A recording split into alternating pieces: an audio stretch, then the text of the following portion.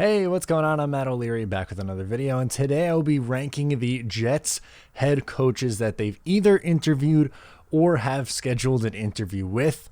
Before we get started today, I just want to mention you can follow me on social media at Matt O'Leary NY, and if you haven't already, please subscribe to the podcast. New episodes drop every single Monday now. All right, so let's jump right into it. The New York Jets have 10 people that they've either interviewed or are going to interview. No, Matt Campbell is not on the list because he isn't confirmed. If he is confirmed, then just slide him right on up to one. A program builder from college who has done it at two different places. Most recently, Iowa State would go in number one and everyone would slide back a spot, but we are not including him on this one because, again, like I said, it hasn't been official yet. So we're going to start our way at 10, work our way up to 1, and talk a little bit about each guy. Coming in at number 10 is Brandon Staley. He is the defensive coordinator for the Rams, and he's done a really great job with them so far this year. They're the number one defense in football. They are a really good unit. I just don't think he's ready yet. Just 4 years ago, he was coaching in Division III football. He was the Bears' outside linebacker coach in 2017-2018, followed Vic Fangio from the Bears over to the Denver Broncos for the 2019 season, was an outside linebacker coach. So he has 3 years as an outside linebacker coach and as an assistant, obviously, and then 1 year as a defensive coordinator. He's young. Some people are saying that he's a Sean McVay on the defensive side of the ball. I guess he works with the Rams, so that's kind of fitting. I just don't see it yet. I think he's a ways away, maybe in 2 years or something like that. I just think he needs a little bit more time. I think it's too early, so he's coming in at number 10 on my list. Coming in at number 9 is Aaron Glenn. Glenn obviously played for the New York Jets in the 90s and early 2000s before he was picked by the Texans in the expansion draft. Really, really good corner, and he's been a defensive backs coach for the Saints since 2016. They've had a really good defense and a really good secondary over the last few years, and I think he is absolutely someone who can be considered for a defensive coordinator position, just not a head coach yet. If they are talking to him to just get an idea of either what kind of staff he would build, what his philosophies are, then I'm okay with it. I'm okay. Obviously, the Jets are casting a very wide net. Yes, that's a cliche. I don't care right now. But at the end of the day, like, if they hired him to be a defensive coordinator, sure, I think he's ready for that next step. A head coach, I would be very surprised. That's why he's coming in on the lower side on my rankings at number 9. At number 8 is Florida's head coach, Dan Mullen. This one hasn't necessarily been confirmed, but it's been a rumor for a while now, so I included him on the list. He was Mississippi State's coach from 2009 to 2016, Florida's coach from 2018 to 2020. While his team laid a massive egg in a bowl game, I think he's done a relatively okay job in Florida. My concern is just he seems to struggle with the media down in Florida. That's my biggest takeaway from everything that I've seen from Florida fans and people who have covered the Florida team, that he struggles with the media. And if he's struggling with the media down in Gainesville, Florida, I don't know how he's going to do with the New York Jets. We had a guy who struggled with the media in Adam Gase. We had a guy who's making up excuses left and right in Adam Gase. I think this would be something similar. Yes, he seems a little bit more fun and personable than Adam Gase, but I just don't think this would work. Dan Mullen has head coaching experience, so he ranks a little bit higher than the other two who don't have that just yet, but I would not be a fan of this hire. Coming in at number 7 is Marvin Lewis. Now, Marvin Lewis was the Bengals coach for a really long time, 2003 to 2018. A decade and a half, 15 years. He had a .518 win percentage. The issue with him is he was 0-7 in the playoffs. He could not get a team over the hump. So I would be okay with him as a defensive coordinator. I think he'd be a phenomenal defensive coordinator, especially if you went with a younger offensive mind as the head coaching option, and you pair his head coaching experience and defensive knowledge for the defensive side of the ball. I think that would be able to help a lot. It just doesn't excite me that much. It'd be very boring and bland, and I think you'd have a ceiling on that as a 9-7 kind of like team. And yes, that would be a turnaround, but I am looking more for a home run swing and for someone who I could picture leading the Jets to a Super Bowl. Can you picture Marvin Lewis leading this Jets team to a Super Bowl? I personally can't. That's why I'm lower on him. Yes, he would be a better hire than some people on this list. There's no denying that, and you have to give him some credit for keeping semi-consistent in Cincinnati in a dysfunctional franchise, but I just don't think he's going to be able to do enough to get a team over the top. I think there's a ceiling on him, and that's why he's coming in rather low on my list. Coming in at number 6 is Matt Eberflus. He is the Colts defensive coordinator since 2018. They're 10th in defense this year, and he was also the Cowboys linebacker coach from 2011 to 2017. What's good about him is the player development side of the ball. He's done that multiple times with the Cowboys developing linebackers, and then with the Colts getting a lot out of players. And the reason why he has a connection is because of Hogan and his knowledge of the Colts staff. And I just am a little sour on it because they've brought in Pierre Desir. That's been awful. Quincy Wilson. That's been bad. They've just kind of gone to the well of the Colts a lot recently, and I kind of want to get away from that. Maybe he would be a good head coaching candidate. And I do like the player development side of him. And some people think he can be a CEO type, which I think would be a good quality to have in the next Jets head coach. I'm not sold on him quite yet. So he's coming in at number 6. At number 5, I have Eric Bieniemy, the offensive coordinator for the Kansas City Chiefs. I think he would be a good option. Some people have soured on him, but you can't deny the Chiefs have done a phenomenal job. Obviously, Pat Mahomes is a star player. What kind of role does he have there? Some people will say that Reed should get more of the credit, and then Kafka should get more of the credit, and they don't credit Eric Bieniemy a whole lot. To me, what I think his biggest strength is game planning and adjustments.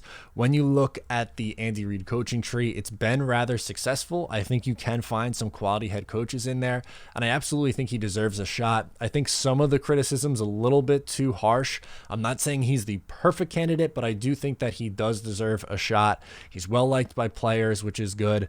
And like I said, game planning. He's very much involved in the Chiefs' game planning on a week-to-week basis, and they always seem like they come out and they're ready to play and they have a good game plan. So I think the people souring on him are a little bit too harsh. I also don't think he's the greatest thing since sliced bread either. I think he would be a fine hire, but I don't think it's the best option. That's why he falls somewhere right around the middle for me.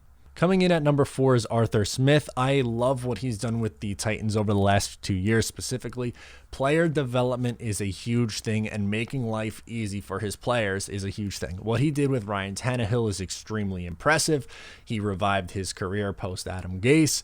And what he's been able to do with Derrick Henry, he's taken his game to the next level the last couple of years. And I liked what Corey Davis has done. He's kind of revived his career as well, kind of got off to a little bit of a slow start, has improved over the last couple of years. So I think he would be a really good candidate. When you look at an actual offensive guru, he is more deserving of that title than someone like Adam Gase. And I know that with Adam Gase's lack of success, maybe some people want to shy away from someone who has that title, and I get that, but I do think that he would at minimum be able to come in here and get a lot out of what the Jets actually have, which I think would be a good thing because the Jets haven't really been able to get the most out of their players, whether it be the guys that they bring in through free agency or through the draft and develop, especially on the offensive side of the ball. Defensively, a little bit of a different story, but offensively, I really think, and again, it really depends on who your defensive coordinator hire is and the rest of that staff, but I am intrigued by Arthur Smith. I know some people have cooled on him. He was a hot candidate early in the year. I'm still relatively high on him, so that's why he comes in at number 4 for me. Coming in at number 3 is Robert Saleh, a ton of energy, which is the exact opposite of Adam Gase, who is just a psycho. He gets a ton out of his players, which is a good thing. It's not like they always have the premier guys on that San Francisco 49ers defense, and when they have injuries, he continues to get a lot out of them.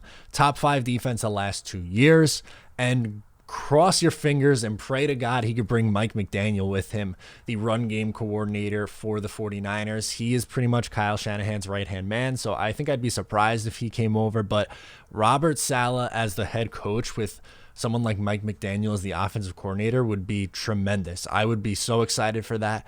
Again, because you have someone who has the energy and a CEO kind of mindset. Like when you look at him, he just looks like he could have that CEO and oversee everything kind of a deal with the young and up-and-coming offensive guy in Mike McDaniel, and then you pair that with whoever you take at quarterback at number 2.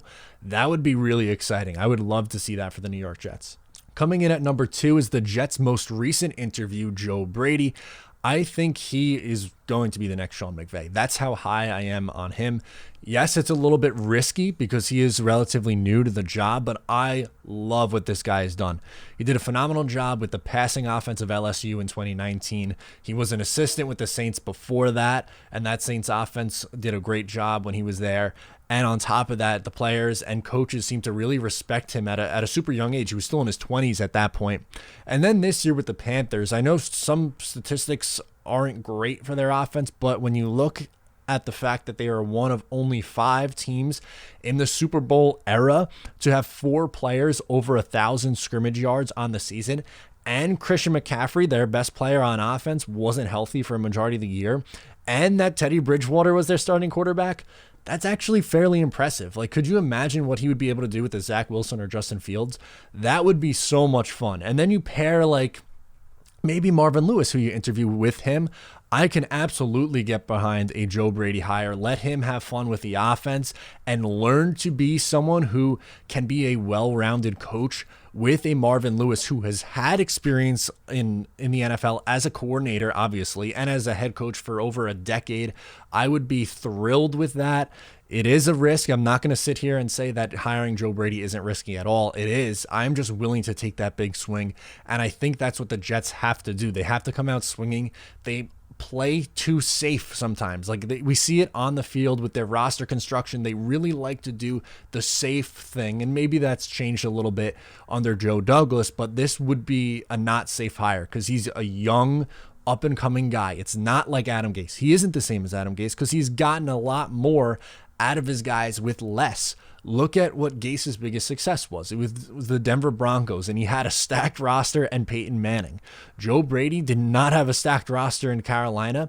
He had Robbie Anderson as a 1,000-yard receiver. Curtis Samuel looked really good. DJ Moore looked really good. And they had their backup running back have a phenomenal year as well when their best player, Christian McCaffrey, was down. So I'm beyond excited about Joe Brady and would love that hire. And coming in at number 1 is Brian Daboll. I absolutely love what he's done with the Bills the last few years and how he's developed Josh Allen. That's the thing. Allen started out, he came out of college extremely raw, and like him or not, he has been phenomenal this year for the Buffalo Bills, and he is a legitimate MVP candidate, and he improved year over year. He put Josh Allen in a position to succeed. He got pieces around him to help build up Allen's skill set. He got him the organization got him Stephon Diggs, but they've gotten a ton out of Josh Allen. I don't think anyone could argue against that, and I like that he's worked under Belichick, Saban, Mangini. He's actually been here with the New York Jets, so he has the experience of being in New York.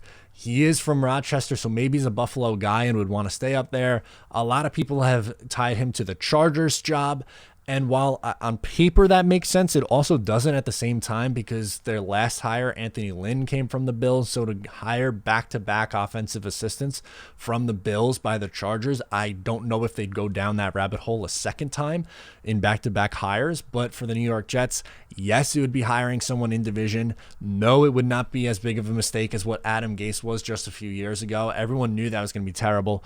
Daboll has had a lot of success. I really like what I like what he's done with Josh Allen. I like that he's worked in the college route. I like that the players seem like they want to run through a brick wall for him.